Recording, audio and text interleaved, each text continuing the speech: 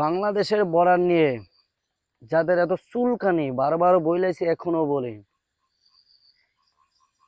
বাংলাদেশের মাটিতে দাঁড়ায় যারা ভারতের দালালি করো, ইন্ডিয়ার দালালি করো, তোমাদেরকে বলছি, তোমার বাপ মোদির কাছে চইলা যাওয়ার সময় থাকতে। মোদি তোমার বাপ। তুমি যেহেতু বাংলাদেশের মাটিতে দাঁড়াইয়া ভারতের দালালি করতেছো, তোমার মার বাপকে জিজ্ঞেস করবা তোমার জন্ম কোথায় হয়েছিল, তোমার জন্ম কি ঠিক ছিল নাকি ব্যারিক ছিল? তোমার জন্মে ভেজাল আছে। তোমার ধর্মে যদি ভেজাল না থাকতো তুমি কখনো বাংলাদেশের বিরোধিতা করতে না।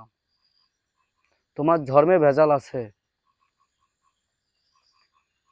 তাই বলে কি বাংলাদেশের মাটিতে দাঁড়ায় তুমি ভারতের দালালি করো না। সময় থাকতে ভালো হয়ে যাও, না হলে পইরা যাবা।